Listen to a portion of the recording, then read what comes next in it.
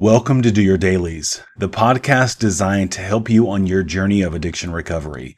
We're going to go through the big book of AA and use our collective experience, strength, and hope to help you understand what addiction recovery really looks like. So grab some snacks, sit back, press play, and dig deep.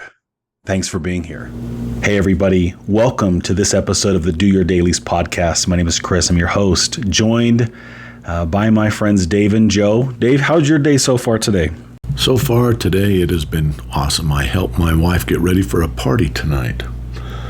So just so you know, part of recovery, you will want to learn to sweep and wax a floor. You will want to learn to vacuum. You will want to learn how to use a blower to blow off the patio, get all the furniture in order.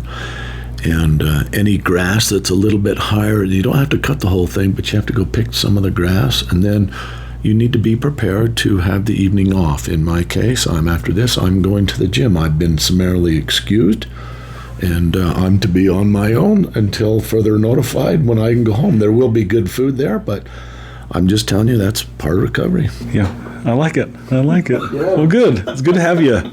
Joe, how are you? Today's been a good day working with some good people, and then being able to end my work day with both of you and sit here and jump into the big book a little bit and have some good conversation and some good company and talking about, experiences that we're just having with the world and what's going on. So yeah, I'm excited to be here with both of you today and with the audience too, and I appreciate you joining us. Yeah, I often will say something to the effect of, it's not that I want the universe to bring hardship to me, but I've got this foundation and a level of stability that I can handle a lot. Again, I'm not daring you to throw daggers my way and throw calamity and chaos and all of that, but I don't get as wrapped up in those things anymore. I don't lose sight of myself, my values, what's most important, those priorities and those kinds of things. There's been this balance, just this stabilizing effect, I guess, over time. And so we don't have to be as scared of all the things that might happen in our world. There are hard things, there are scary and sad things, but we can navigate through it because of that foundation. For sure. So, well, listeners and viewers, turn over to page 35 in the big book. We're going to start right there in that first paragraph. And I think, Dave, a moment ago, you said you were going to start reading this out, leading with our first example. Yeah, well, I'm gonna read a story about Jim, and I like the story. There's a lot of intel in this story. The one thing that I might ask the listeners to do is watch for the obsession of the mind. Watch for when how his mind works, and how it works on him as we go through this. But this is an excellent example. And we've been talking about whether people are alcoholic or not, and so they give an example, and it starts off. Our first example is a friend we call Jim. This man has a charming wife and family. He inherited a lucrative automobile agency. He had a commendable World War II record. He's a good salesman. Everybody likes him. He's an intelligent man, normal so far as we can see, except for a nervous disposition. He did no drinking until he was 35. In a few years, he became so violent when intoxicated that he had to be committed. On leaving the asylum, he came into contact with us. We told him that what we knew of alcoholism and the answer we had found. He made a beginning. His family was reassembled. He began to work as a salesman for the business he had lost through drinking. That's an important piece of information right there we'll come back to in a bit. All went well for a time, but he failed to enlarge his spiritual life. And that's another important concept. To his consternation, he found himself drunk half a dozen times in rapid succession. On each of these occasions, we worked with him, reviewing carefully what had happened. He agreed he was a real alcoholic and in a serious condition. He knew he faced another trip to the asylum if he kept on. There's some important information he knew.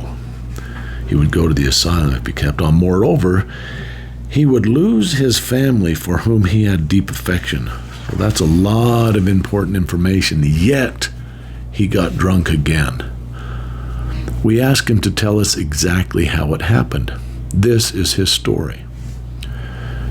I came to work on a Tuesday morning.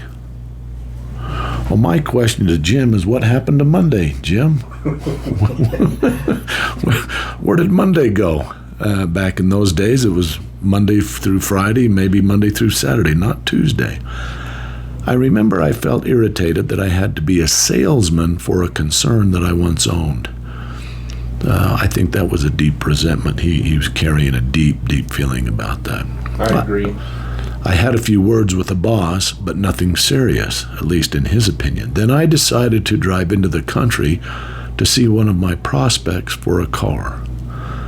On the way, I felt hungry, so I stopped at a roadside place where they have a bar. Operative word there, a bar. I had no intention of drinking. I just thought I would get a sandwich. I'm going to a bar to get a sandwich. Okay. Have you ever done that before, Jim? I wonder.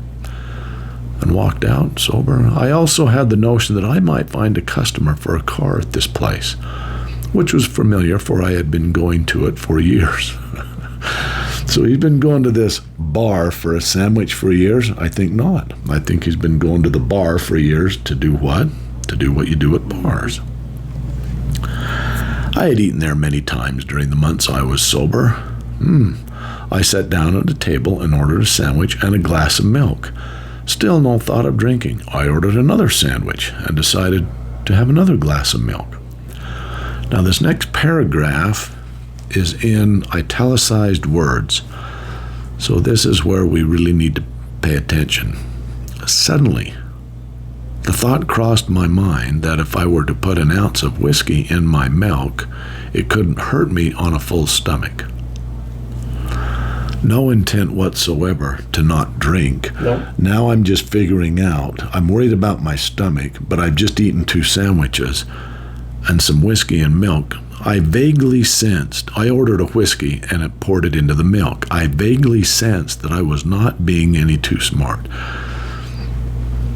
That's an understatement, is it not? I vaguely sensed, he knew it, but felt reassured as I was taking the whiskey on a full stomach. Can you see the obsession of the mind? I mean, it's using every single aspect.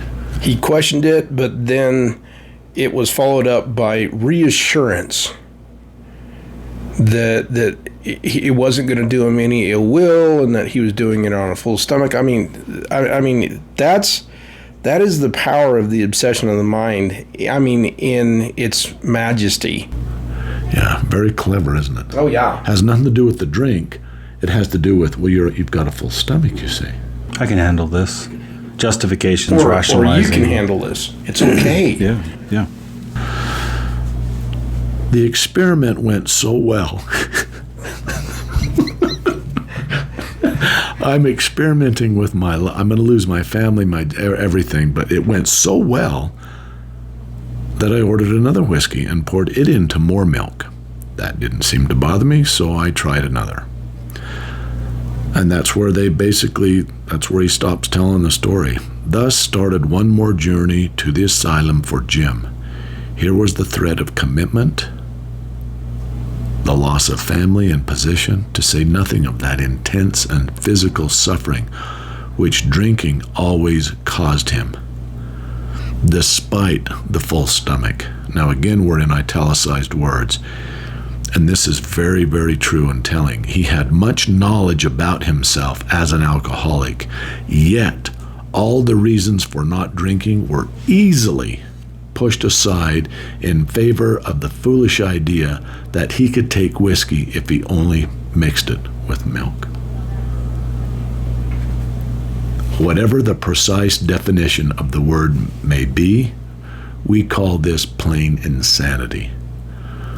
And I was just saying a moment ago, the word insanity, the letters IN means not, and the word sanity comes from sentir, which means health. So he's not healthy. We call this plain unhealthy. How can such a lack of proportion of the ability to think straight be called anything else? In other words, everything is at pure risk. But my strategy, and I'm going to buy into it, is I'm on a full stomach and I'm mixing it with milk. And this is one excellent experiment, and I think it will go well. And he basically convinces himself. It's no longer an experiment. Hey, man, the first one went well. Let's do a second one. And then it stops from there. And this is that slippery slope. This is boiling the frog in the pot of water. Prior to, we're not thinking, this is where I'm going to end up. We're thinking just an inch at a time, just a little bit. And over time, we've gotten, how did I get here? Yeah. Well, what's interesting to me, he said, I felt hungry, so I stopped where they have a bar. And he said, I'd eaten there many times during the months I was sober. Huh. So is this an anomaly? Is this no, I don't buy it. I mean, what it feels like, because of the way he sets it up, that he had a lot of deep resentment about losing this business. So apparently he's now working for someone that bought it, that he used to own it, and he had words. Mm-hmm. So I'm going to submit, and this is just me, there's nowhere written, but it's suggested, though. My thought and feeling is he went for the drive. Now, he wouldn't have admitted it because he talked about going for a prospect and so forth, and it just so happened he got hungry when there was at the bar there that he'd been many times. I've had a very, very similar experience to this, and the cold hard truth is I did not go into a bar to have club soda and beer nuts. Ever. Not once. And so you can see the obsession of this mind. We had words, but nothing serious. I wonder if the boss would have said otherwise. Yeah. That was his perception, that they weren't serious, but I wonder how serious they really were. Well, again, if we're operating under that standard that he was dealing with a state of insanity, his perception was off. And what's really interesting is if you really pay attention to those that are suffering with any type of addiction, they in the build-up phase, everything seems reasonable to them, but their perception of it is wildly off because there's all those red flags that are coming up, and people can see it, they can't. And that's how I take that whole story that he's telling us, is that the minute he was having words with the owner of the business, I don't think that was just a small thing. I think he was right in his resentment, and that driving out to the country was his way of trying to blow off the heated aspect of that. When he went into that bar, he'd already set himself up. Well, and you read the story the way that it's presented, and to what extent is the revisionist history at play here? This is my version. This is his version of the events. Yeah. And we can put as human beings, as quote unquote normal human beings, we can put ourselves in a situation like that where we're like, well, I wasn't doing anything wrong. Mm-hmm. Like I'm a victim of the circumstance. I'm of wrong place, wrong time, and that kind of a thing. And then when we have mental illness, mental health issues, addiction issues, impulsivity concerns, reading that story going, oh yeah, I knew what I was doing. He knew what he was doing. Whether he accepts that or not is a different story. But the subjective application, it's very clear here. And then the hindsight argument, well, yeah, looking back, we know exactly what's going on here. And I think part of reading this story going, what happens when I'm in that position next time? Yeah.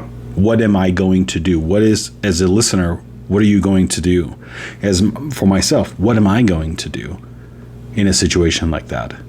Because the blueprint's here. I know how I've been. I know what my weaknesses are. Well, I think it's important to note, and my comments in that are not to in any way to malign Jim. The story is here for our education. And I'm so grateful that he was willing to tell his story. And so we look at it and we say, well, that's part of his history. The smartest thing we can do is look at our own history and learn from it, lest it repeats itself. The next thing we do is look at someone else's history and say, okay, what could I do different? And as I go back and say, well, there are a few questions. Where were you on Monday? Yeah. I mean, were you hungover on Tuesday? And that's why, were the words that you had with the boss because you didn't show up on Monday? And why was that? Because if you're already drinking and not showing up, then of course the first thing you want to do is get out of the... Especially if you're going to be held accountable. Yeah. And so I look at it and say, you know, in the armchair quarterback says, which we should use in this case, is if this is happening, then what would we do different? You know, could we call somebody? Do we go somewhere? Do we go to a meeting? Whatever it takes. But just be mindful, look how powerful the obsession of the mind. It talked him into going for a drive, it talked him to go into a bar, and it talked him into pouring whiskey in a glass of milk multiple times. That's just clever. I mean, that's quite a strategy.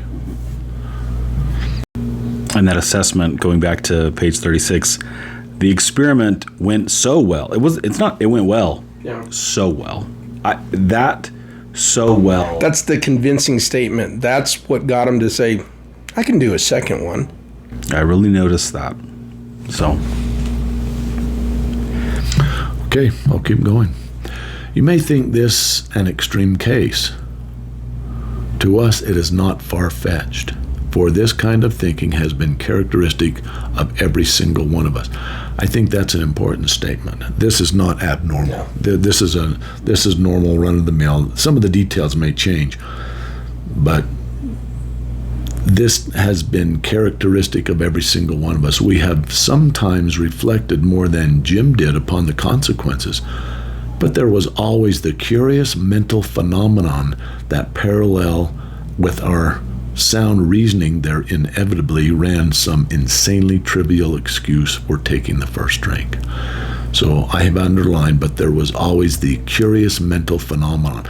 That's the obsession of the mind that they're talking about, that runs parallel with our sane thinking, and then we come up with an insanely trivial excuse for taking the first drink. So I think those words are important. They're saying this insanely trivial, this small excuse for taking the first drink. And then what happens is the allergy takes over, and then it's the family, the asylum. I mean, the consequences, it's not about getting drunk. It's the first drink, because one always leads to however many more, and then it's gone. Yeah. And so that trivial excuse compared to the loss that I'm going to, and the pain that I'm going to feel, I believe that when we are able to see that and go back in our own history and look at those trivial excuses, that what launched me into this huge issue, these catastrophic events and consequences, I think that's very important for us to take a hard look at that and say, what's the truth about my own drinking? And I've said this many times to the newcomer, it's very important that you go back and analyze this very thing, so that you get part and parcel a feel about how the obsession of your brain works. What does it use? Does it use family? Does it use work, hobbies, pain? What is it? Because I was told, and I agree, that if it used it once, it'll use it again.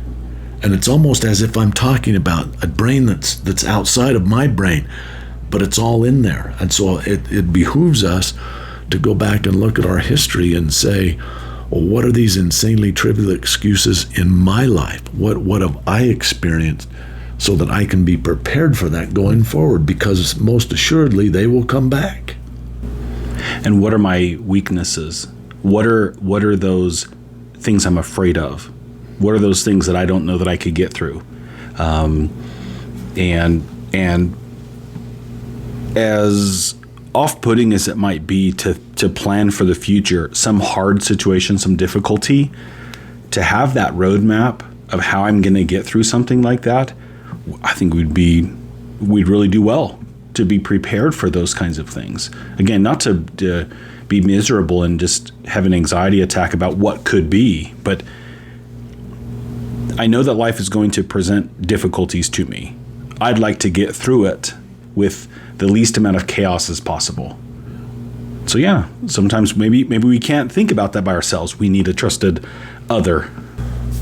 Well, your point's well taken, Chris, and one of the things that I was taught a long, long time ago is to have a piece of paper with 7. I don't know why 7.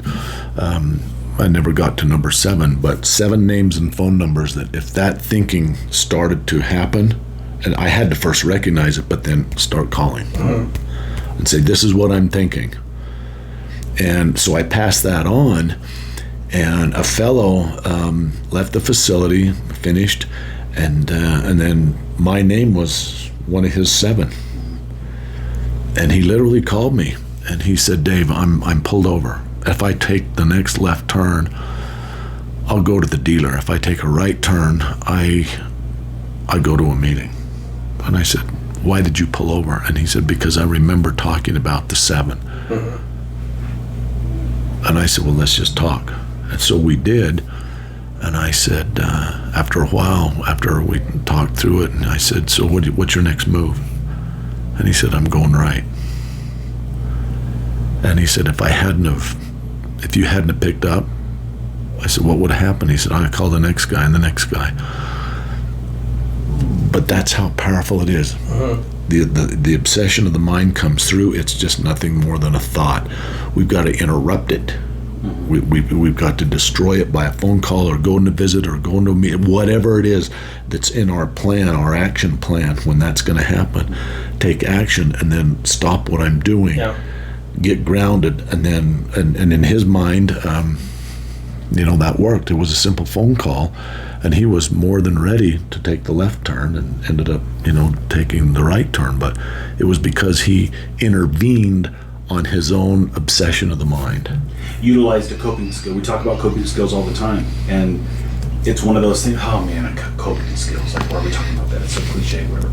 No, these are life-saving principles. These are things that we can do, and you just said it very well. We interrupt that. We impede that not natural, but like the process that we've created a ritual around, with the path of least resistance. I know how to not feel my pain.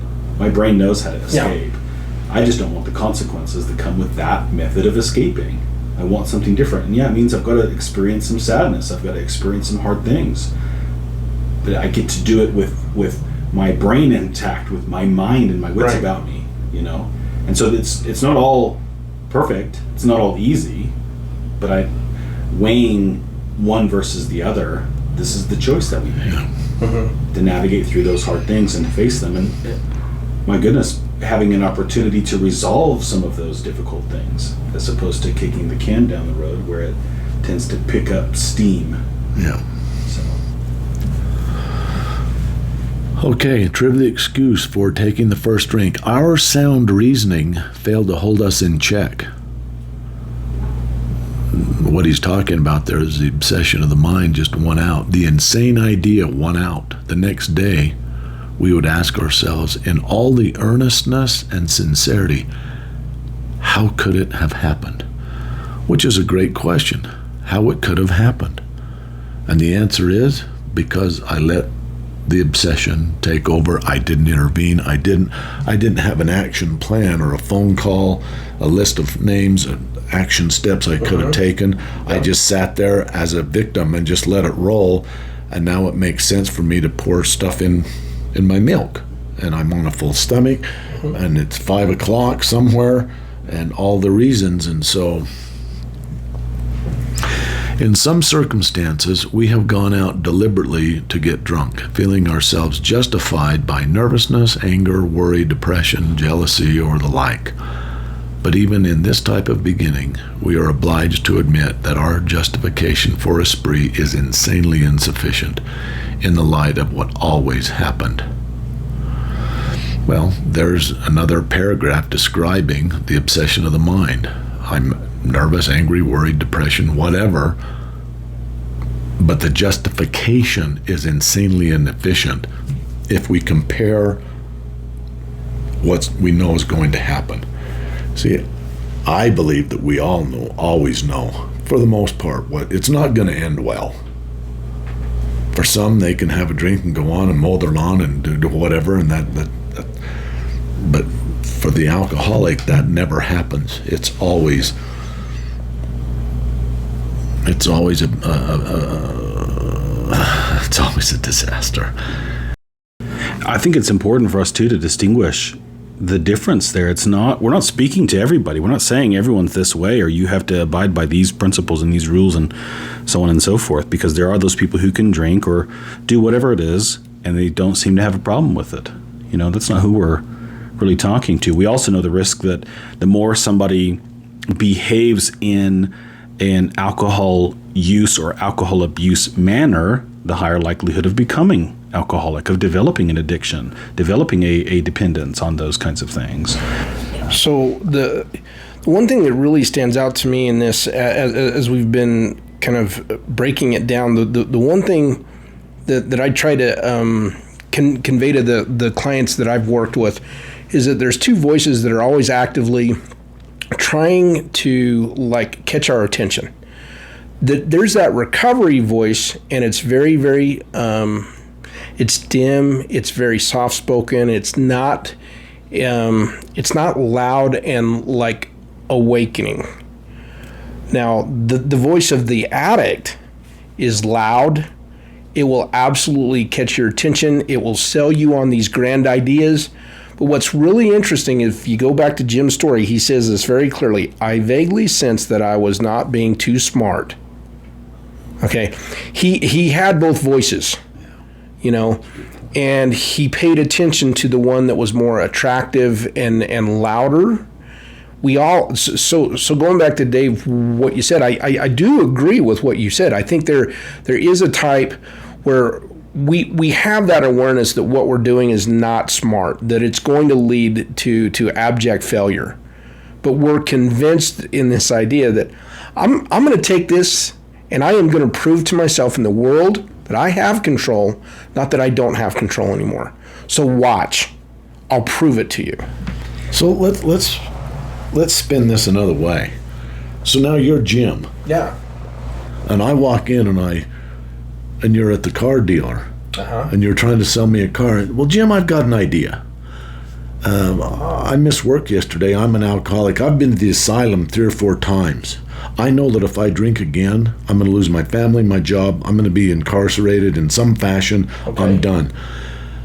But I got an idea, Jim. I just wanted to run it by you. I'm going to go for a drive out in the country, thinking that I'm going to sell a car. And there's a bar out there, but they have really good sandwiches. So I'm going to go out there to get a sandwich. And I'm going to get some milk. Okay. And I'm going to pour some alcohol, some whiskey in the milk, but I will have eaten 2 sandwiches. And I don't think that the alcohol is going to have any effect on me whatsoever, Jim. 2 sandwiches, several glasses of milk with whiskey, and then before long there's no milk left, it's just whiskey. And so what do you think? Now, is this before or after I had words with the boss? Because if it was after, I'd be saying, let's go. You got room for one more. Because you got to think of it too, because I personally believe that's, I don't think that in Jim's perspective, he's getting completely honest with us. I think he already had a notion that he was on shaky ground and he needed to leave the situation from his boss because it was getting worse. Yeah, but my point is, I'm telling Jim his story. Yeah. If I told it to Jim, he'd think I was a bloody idiot, would he not? Initially, he probably would, but if he was in that resentment phase, he'd probably say, "Can I join you?" Yeah. There's that window of objectivity where I might hear someone else in the hot seat. Yeah. It's like you said, maybe it's my story, but I'm removed enough from it that I can kind of think rationally and objectively. But then, like you said, if that resentment has been pricked, or there's some restless, irritable discontent, those kinds of things where we go, yeah, you know what? If you want the real picture of an addict, what they'd probably say is like, I'm going to go help Dave. and I'm going to make sure that Dave does not drink that alcohol. But we're going to get some sandwiches. Yeah. If I told that idea to anyone, a normal person, how would they look at me? They'd be kind of like, what? So, man, we need to go directly to the asylum. Yeah. Forget the sandwiches. You're out of your mind. Yeah. You're anyway. Okay.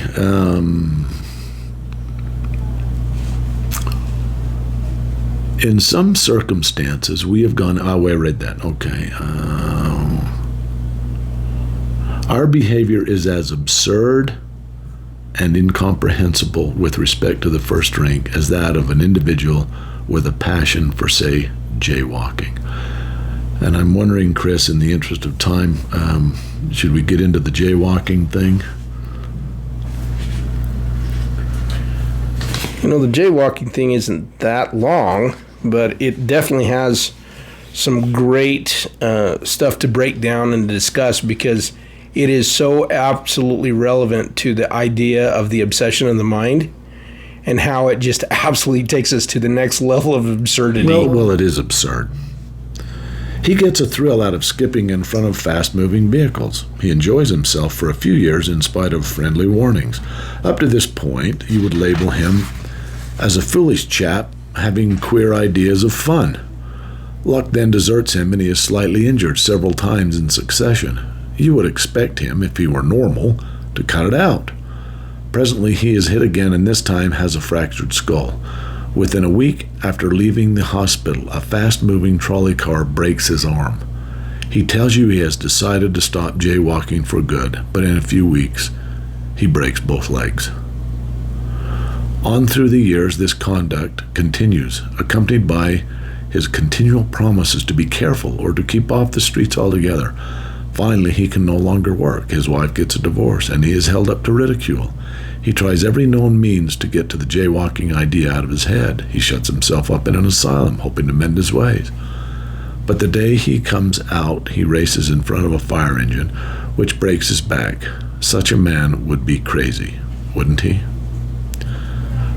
And then the next question. You may think our illustration is too ridiculous, but is it? And that's the most appropriate question for both of these examples, because it really truly is utterly ridiculous in a logical sense of like looking at it objectively.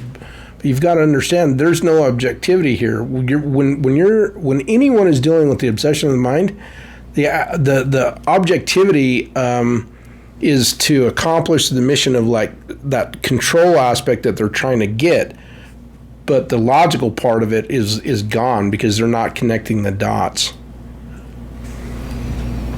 I like some of those dramatic and exaggerated examples because as someone who's felt backed into a corner in the past, as someone who's had secrets to hide, as someone who's felt in the hot seat, when there's a method in my mind of tricking the brain, of manipulating it back, because as we've read, the brain is manipulating us. Yeah. The addict or alcoholic mind, the unwell, the insane mind is one of manipulation, and as you've used the word in the past, parrying back and forth, and so in recovery, in treatment, in that healing process, I've addressed with people, let's manipulate the brain back. Now, it's not a bad thing. We're not being insidious or negative in some way. It's understanding the mechanism of that person's mind, right, the individual, and how they operate. And as you mentioned a friend a moment ago, I'm either going to go left or I'm going to go right. Anticipating that move as an athlete, waiting on the field or the court about what's about to happen, all the different possibilities. If this happens, then that. If this happens, then that. What am I going to do? How am I going to respond rather than react impulsively or going into autopilot? We don't want to go into autopilot, right, because that gets us back to that same spot where we're going, how did this happen again? It's because I lost sight of those coping skills. Mm-hmm. I allowed myself to get into, not intentionally even, sometimes perhaps, but I allowed myself to get into that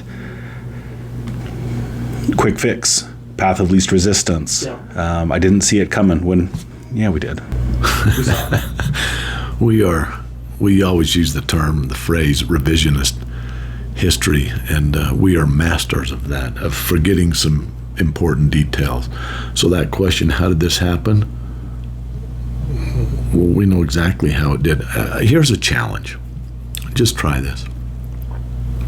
Just go back and recount some stories and find someone who's maybe knows you but not as well, and then you have to have some confidence in them, but just relate your story to them and watch their facial expressions and ask them, what do you think of that? What's the truth? What does it sound like to you? Because we are masters, and I'll retract that. I am a master at going back and painting what happened in a very favorable way and forgetting some very important details. And so that's why it's so important, is what we went back to at the very beginning of this whole process. We've got to be willing to show up, and we've got to be willing to tell the truth. What is the absolute truth? Because when we ask the question, how did I get here? Well, nobody knows better than how I got here. I'm just not going to admit it. I'm not going to talk about it. Or I'm going to change the narrative so that it fits, so I just don't look like an absolute fool. But the truth is, under the influence, if you think about it, the very tool that I use to navigate life, my emotions, the frontal lobe, all of that's what's so affected. I can't help but be compromised because it's operating at 10%. Well, we live in that constant state of denial, and I'll admit everything that'll make me look like truthfully bad. I might shade it up a little bit to say that I've got a dirty nose, but I'm not going to show that I just got in a car wreck and all this other stuff, and life is not working for me. I want that state of the ability to be seen as competent and good, and that I can make right decisions.